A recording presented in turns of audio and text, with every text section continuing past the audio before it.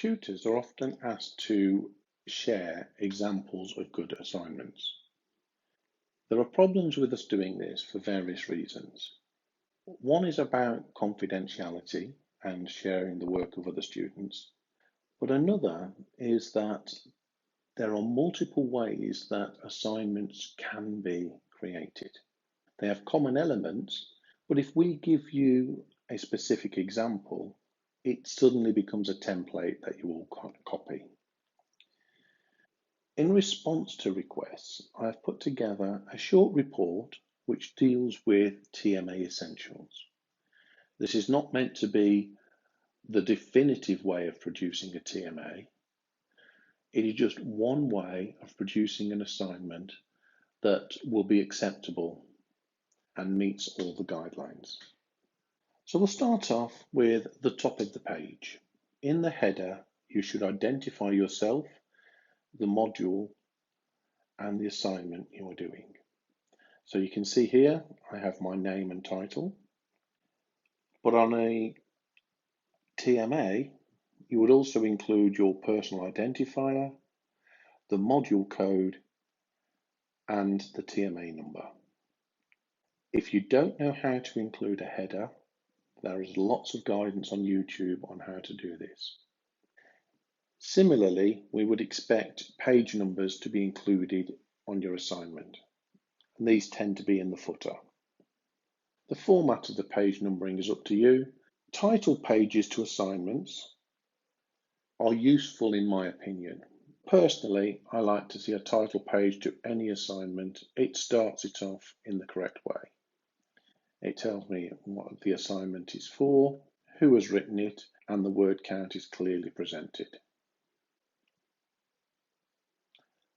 The next page I like to see is the contents page. Again, not every tutor insists on a contents page, but I find it useful no matter what the assignment is.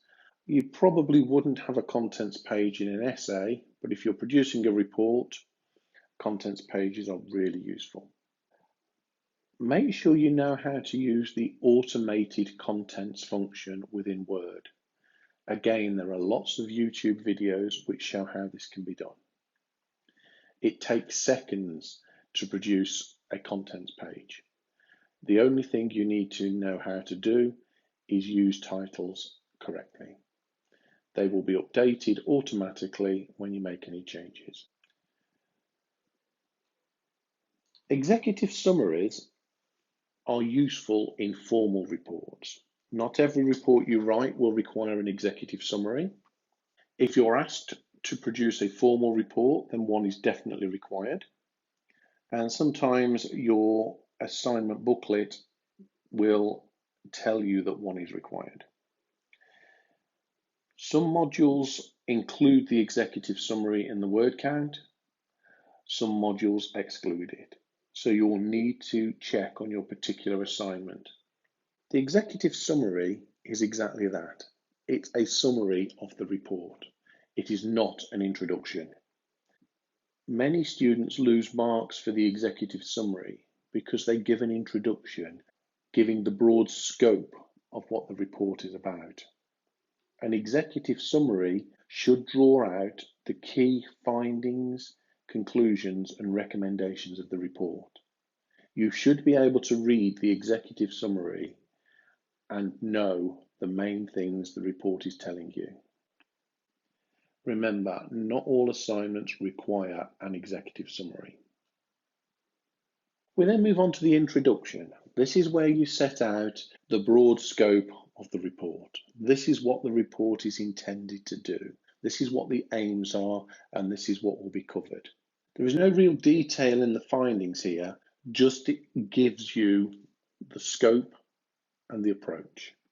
We then come into the different elements of the report.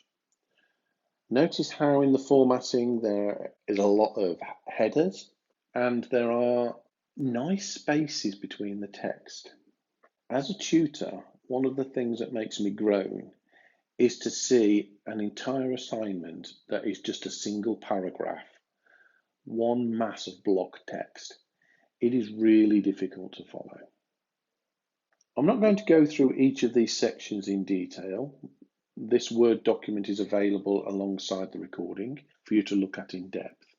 But the document covers the formatting, it covers the use of tables, it covers referencing, it covers the do's and don'ts of diagrams.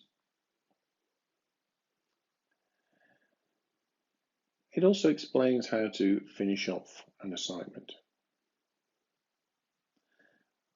There's quite a bit of information on referencing here and some very useful links that take you to more explicit OU guidance. The last thing that we cover is the use of the appendix. What is an appendix for? When should it be used? And it's worth re-emphasising some key points here. The appendix is not marked. In the business school, we do not mark the appendix. It is there for supplementary and contextual information, but should not include material that you want to gain marks for. We only give you marks for content that is within the word count. In other words, the main report. The appendix is not included in the word count. A suitable use for an appendix is to add some additional information. So for example, you may have quoted from an email as part of your assignment, and you may have used 10 words from the email that make a particular point.